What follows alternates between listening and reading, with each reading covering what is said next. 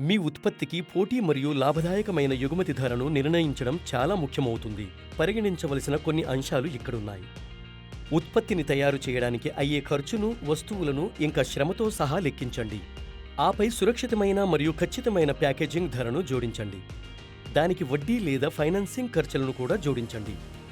మీరు ఎగుమతి బీమాను పొందినట్లయితే దాని ధరను పరిగణించండి.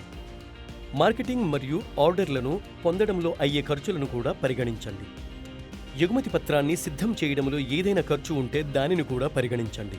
ఎగుమతి కోసం పోర్టుకు ఉత్పత్తిని రవాణా చేయడానికి అయ్యే ఖర్చును కూడా జోడించండి. ఒకవేళ ఏదైనా పన్నులు లేదా సుంకాలు వర్తిస్తే వాటిని కూడా జోడించండి. ఒక రీజనబుల్ ప్రాఫిట్ మార్జిన్ని సెట్ చేసుకోండి. ఈ మొత్తం ఖర్చు మరియు మార్జిన్ జోడించడం ద్వారా మీ ఉత్పత్తి యొక్క ఎగుమతి ధర నిర్ణయించబడుతుంది. షిప్పింగ్ ఖర్చుల కోసం గమ్యస్థానానికి షిప్పింగ్ మరియు బీమా యొక్క అదనపు ఖర్చులను జోడించండి.